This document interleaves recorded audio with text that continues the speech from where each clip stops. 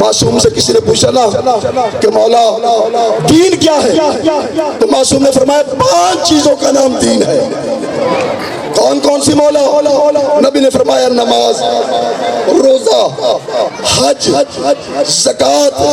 کہتا مولا 5ویں؟ نبی نے فرمایا ولایت علی ابن ابی طالب۔ اس نے سوال کیا مولا ان سب میں سے اہم کون سی، بھاری کون سی؟ کیا نماز اہم ہے؟ فرمایا نہیں۔ روزہ اہم ہے؟ فرمایا نہیں۔ حج اہم ہے؟ فرمایا نہیں۔ زکوٰۃ اہم ہے؟ فرمایا نہیں۔ مولا پھر کیا اہم؟ فرمایا ولایت علی ابن ابی طالب۔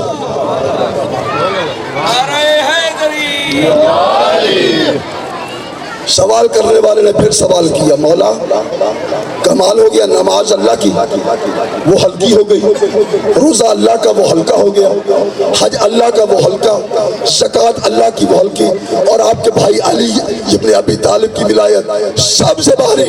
نبی نے اس کی طرف دیکھ کے فرمایا بندہ خدا، اور نماز سفر میں عادی ہو جاتی ہے، روزہ مریض کو معاف ہو جاتا ہے، حج غریب ادا نہ کرے، زکوٰۃ مسکین نہ دے، لیکن علی کی ولایت امیر پہ بھی واجب ہے، غریب پہ بھی واجب ہے، بیمار پہ بھی واجب ہے۔